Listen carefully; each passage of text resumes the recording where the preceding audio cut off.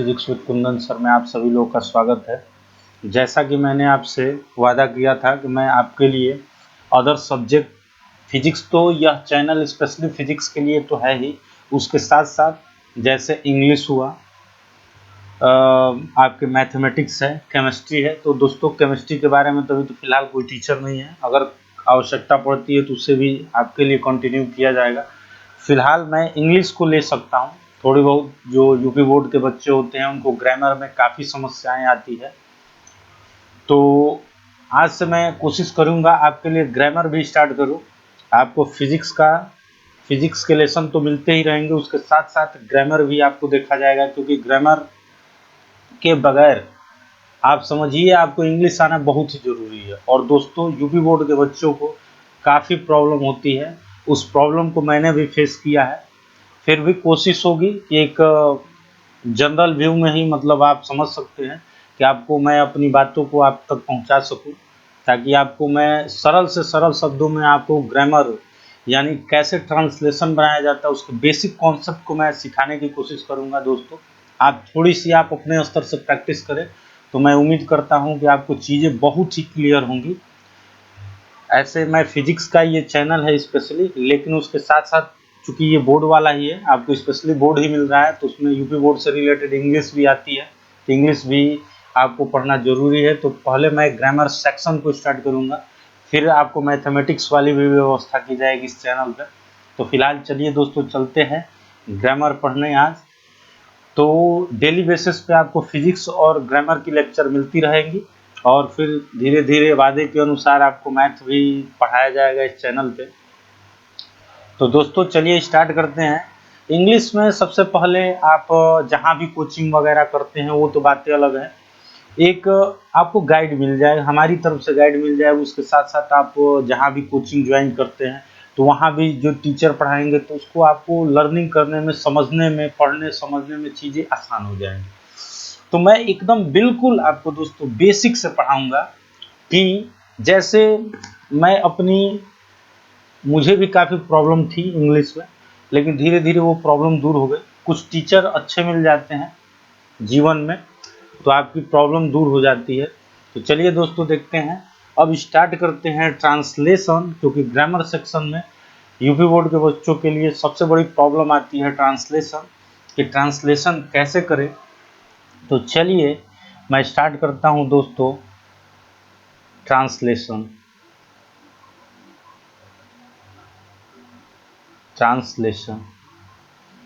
अगर कहीं माइनर से मिस्टेक हो जाए तो आप थोड़ा समझ सकते हैं, क्योंकि एक्चुअल में मुझे फिजिक्स बहुत ही ज़्यादा क्लियर है, लेकिन कोशिश की जाएगी कि आप भाई यूपी बोर्ड के बच्चे हैं तो आपको थोड़ा ग्रामर भी बताया जाए, ठीक है, उससे रिलेटेड जहाँ तक संभव है कोशिश होगी कि कहीं प्रॉब्लम ना हो। लेकिन फिर भी अगर बाय द वे कहीं मिस्टेक हो जाती है तो आप समझ सकते हैं कि एक फिजिक्स का टीचर थोड़े बहुत इंग्लिश भी जानता है तो आपको बताने की कोशिश कर रहा है, ताकि जो भी नॉलेज है आपको मिल सके, बाकी और कुछ नहीं है। चलिए देखते हैं दोस्तों, सबसे पहले ट्रांसलेशन में हम लोग पढ़ेंगे जिसको आप बोलते हैं ट्रांसलेशन यानी अनुवाद बोलते हैं दोस्तों।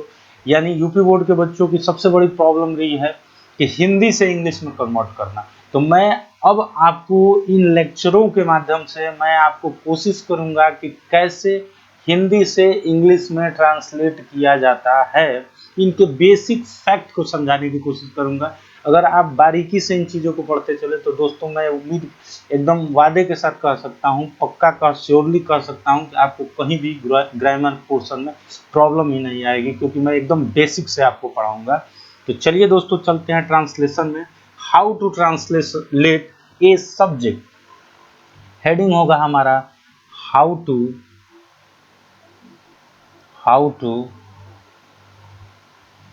Translate a subject. यानी अगर आप हिंदी में इसे देखें तो हाउ टू मतलब कैसे, ट्रांसलेट करें, अनुवाद करें, ए सब्जेक्ट यानी एक सब्जेक्ट को का अनुवाद कैसे करें, यानी कर्ता का अनुवाद। सब्जेक्ट का मतलब होता है दोस्तों कर्ता, तो अगर जनरली हम लोग लिखे तो आप लिख सकते हैं कि कर्ता का अनुवाद, कर्ता का अनुवाद, ठीक है। तो how to translate a subject, तो यहाँ पर चीज़ों को मैं बताऊंगा। प्रॉब्लम सबसे बड़ी दोस्तों ये आती है, क्योंकि मैं भी जब पढ़ता था तो मुझे भी ये चीज़ें फेस करने में आती थी। मुझे क्लास 10th तक, अगर मैं एक्चुअली बात करूँ तो क्लास 10th तक, 8 तक मेरे को तो सब्जेक्ट पता ही नहीं था कि सब्जेक्ट क्या होता है, आई वी दे वगैरह क्या होता है, ही सी क्या है, पता ही नहीं होता था। क्लास 10 तक थोड़ा बहुत सीखा, लेकिन एक्चुअल मुझे जानकारी हुई 11th क्लास से। मुझे चीज़ें समझ में आने लगी कि आखिरकार कैसे होता है। तो मैं इन चीज़ों को समझता हूँ कैसे एक यूपी बोर्ड का बच्चा इंग्लिश में फेस करता है, उसी को मैं सॉल्व करने की कोशिश करूँगा। तो चलिए दोस्तों चलते हैं how to translate a subject, कर्ता का अनुवाद, यानी कैसे सब्जेक्ट को ट्रांसलेट किया जाता है, कर्ता का अनुवाद कैसे किया जाता है, इसके बारे में मैं डिटेल आपको बताऊंगा। तो ज़्यादा लंबी चौड़ी बात न करते हुए सीधे हम पॉइंट पे आते हैं कि कर्ता किस किस प्रकार से आ सकते हैं और उसको कैसे हम सॉल्व करते हैं। तो अगर दोस्तों मैं एग्जाम्पल लूँ, तो एक एग्जाम्पल के माध्यम से मैं ले रहा हूँ। चलिए हम लोग ब्लैक वाला ले रहे हैं एग्जाम्पल में। जैसे अगर मैं एग्जाम्पल लूँ कि राम बीमार है,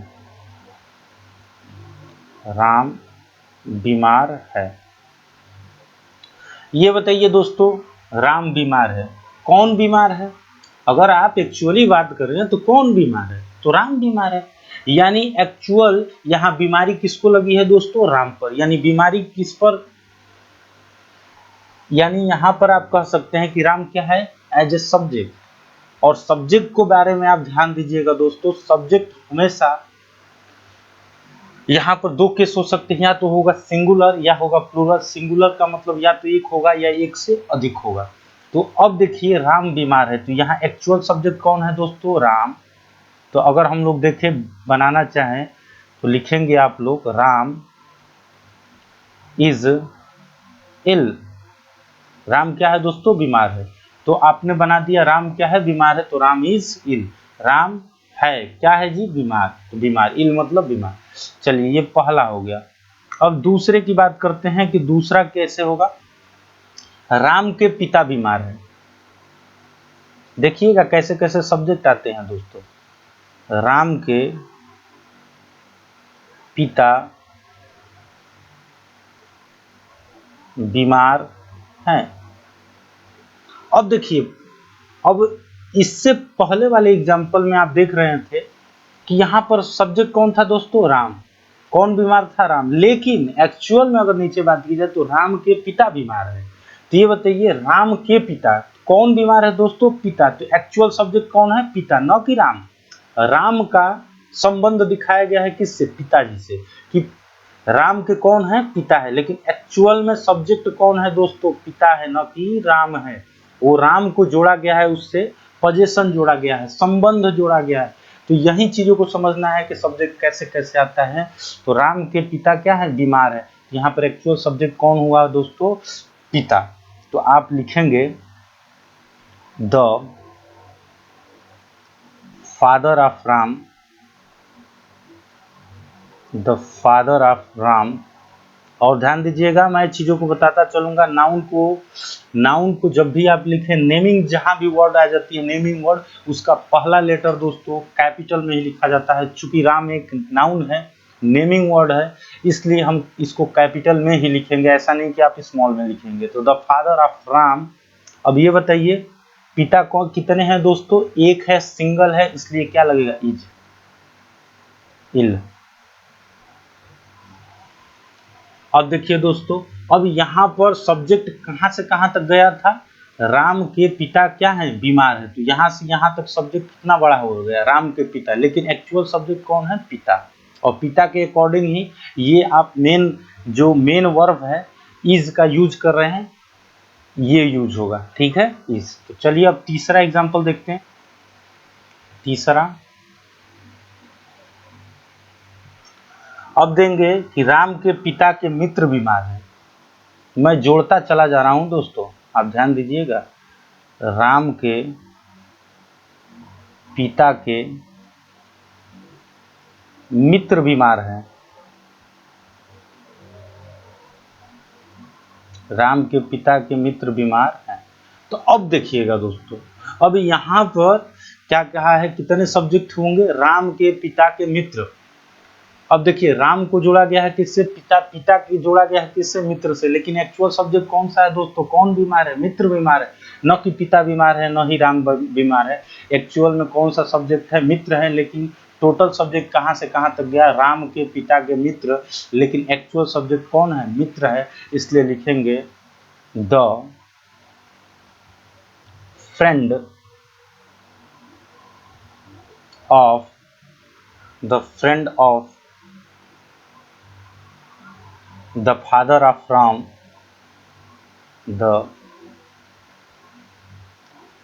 फादर ऑफ राम। अब ये बताइए एक्चुअल में कौन बीमार है दोस्तों, मित्र। मित्र कैसा है, सिंगुलर है, और सिंगुलर सब्जेक्ट के साथ इज का यूज होता है, तो क्या होगा, इज, क्या हो जाएगा, इल। बहुत मैं बेसिक से उठा के ले चल रहा हूँ दोस्तों, अगर आप इसको गाइड करते चले, चीज़ों को समझते चले, तो आपको प्रॉब्लम नहीं आएगी, एकदम श्योरली मैं कह सकता हूँ। अब चलिए चौथा एग्जाम्पल देखते हैं।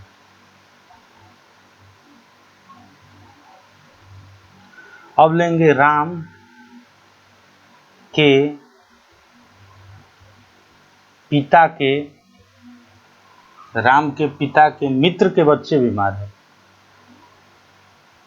मित्र के बच्चे बीमार हैं। राम के पिता के मित्र के बच्चे बीमार है। अब देखिए दोस्तों कहानी और लंबी हो गई, यानी अगर कहा जाए सब्जेक्ट में तो कौन बीमार है दोस्तों, तो राम के पिता के मित्र के बच्चे बीमार हैं, लेकिन एक्चुअल कौन बीमार है, बच्चे बीमार हैं। तो एक्चुअल सब्जेक्ट क्या हो गया, बच्चे। तो ये बताइए आप लिखेंगे the children,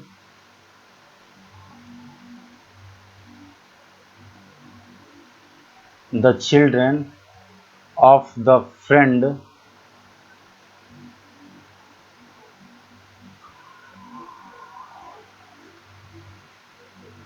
of the friend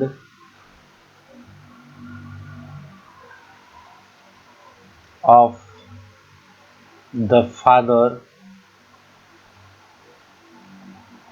of Ram। अब बताइए एक्चुअल सब्जेक्ट कौन सा है दोस्तों, चिल्ड्रेन है। चिल्ड्रेन क्या है, प्लूरल है, प्लूरल का मतलब बहुवचन है, एक से एक्स्ट्रा है, एक से अधिक है, इसलिए इज की जगह क्या यूज होगा, आर यूज होगा, तो आर इल। मैं बहुत बेसिक से ले चल रहा हूँ ताकि आपको चीजें क्लियर हो। ये चौथा हो गया। पांचवा देखते हैं। अब दे रहा है कि राम के पिता के मित्र के बच्चों के खिलौने बहुत सुंदर हैं। चलिए लिखते हैं अब एग्जाम्पल को, राम के राम के पिता के राम के पिता के मित्र के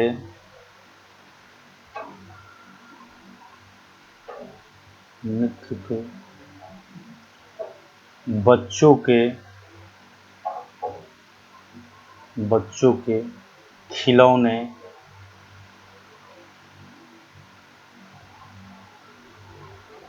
बहुत सुंदर हैं, बहुत सुंदर हैं। आपको देखने में बहुत बड़े बड़े लग रहे होंगे, ठीक है, लेकिन अगर आप बेसिकली चीज़ों को समझे तो बड़े आसानी से आप बना सकते हैं दोस्तों, कोई प्रॉब्लम ही नहीं आएगी। अब चलिए देखिए क्या बोल रहा है कि राम के पिता के मित्र के बच्चों के खिलौने क्या है, बहुत ही सुंदर है, यानी बहुत सुंदर है। एक्चुअल में टोटल सब्जेक्ट कहाँ से कहाँ तक गया, राम के पिता के मित्र के बच्चों के खिलौने बहुत सुंदर है, लेकिन एक्चुअल कौन सा सब्जेक्ट हो गया, खिलौने। तो क्या हो जाएगा, आपको पता है खिलौने का इंग्लिश होता है टॉय, चूंकि प्लूरल है, बहुवचन है, इसलिए टॉयज होगा, the toys of the children of the friend of the friend of the father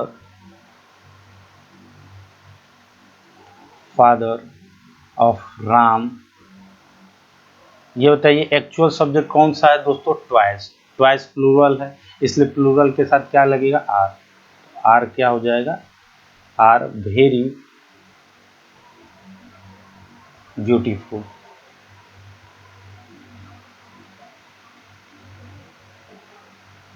beautiful. चलिए 5 एग्जाम्पल हो गए, छठा देख लेते हैं। अब कह रहा है कि राम के पिता के मित्र के, चलिए मैं लिख दे रहा हूँ, राम के पिता के मित्र के, राम के पिता के मित्र के बच्चों के खिलौनों का रंग, बच्चों के खिलौनों का रंग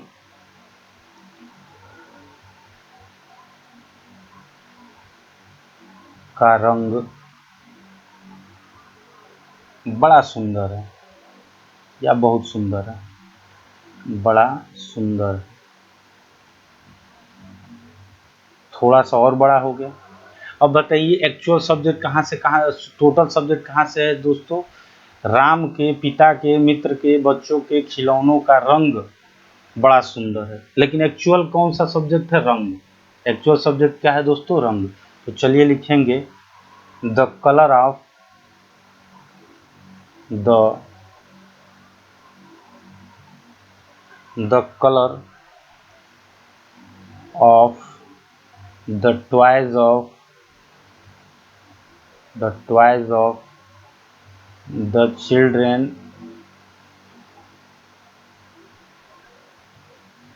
of the friend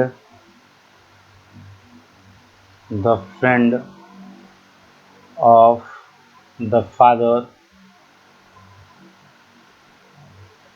of Ram. अब बताइए एक्चुअल सब्जेक्ट क्या है दोस्तों? कलर। कलर क्या होगा? सिंगुलर। सिंगुलर के बाद क्या होगा? इज, इसलिए क्या हो जाएगा? Is very beautiful. BEAUTIFUL, ये हो गया ब्यूटीफुल। तो दोस्तों मैं उम्मीद करता हूँ आपको ये चीज़ें क्लियर हो रहा होगा।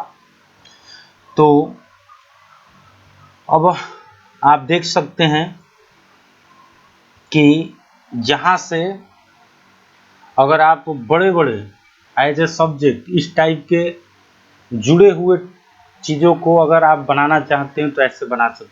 बहुत सारे बच्चे थोड़े बहुत एक्स्ट्रा पढ़े होंगे तो उन्हें लग रहा हो कि पॉजेसिव केस यानी अपॉस्ट्रोफी एस का यूज़ करके भी बनाया जाए, बिल्कुल बना सकते हैं दोस्तों। लेकिन मैं बेसिक से पढ़ा रहा हूँ, उस वाले टॉपिक पे भी मैं पहुँचूँगा तो आपको पूरा डिटेल बताऊँगा कि कैसे उसमें अपॉस्ट्रोफी एस का यूज़ किया जाता है, यानी संबंध वाले में कॉमा लगा लगा के कैसे किया जाता है। लेकिन उसके पहले आप थोड़ा साइलेंट रहें, चीज़ों को धीरे धीरे बेसिकली आप जोड़ते चले, क्योंकि एक के बाद एक चलते जाएंगे तो आपको सब कुछ क्लियर हो जाएगा। तो दोस्तों अब आपको उम्मीद करता हूँ मैं कि आपको ये चीज़ें क्या हुई होगी? क्लियर हुई होंगी। 6 आपको बेसिक एग्जांपल्स मैं दे चुका हूँ। आप इस चीज़ को बार बार प्रैक्टिस कीजिए, थोड़ी बुक भी लीजिए या अपने हिसाब से इस टाइप के क्वेश्चन को डिज़ाइन कीजिए और फिर इंग्लिश में ट्रांसलेट करने की कोशिश कीजिए। तो दोस्तों अभी तक मैं यहीं तक लेक्चर को रोकता हूँ, फिर अगले लेक्चर में हम लोग आपसे मिलेंगे। फिर भी अगर कहीं भी प्रॉब्लम आ रही है तो आप कमेंट बॉक्स में लिखिए, आपकी प्रॉब्लम दूर की जाएगी। अगर आपको ये वीडियो अच्छा लगे तो ज़रूर लाइक करें, सब्सक्राइब करें, बहुत ज़्यादा से ज़्यादा शेयर करें। थैंक्स। ओके।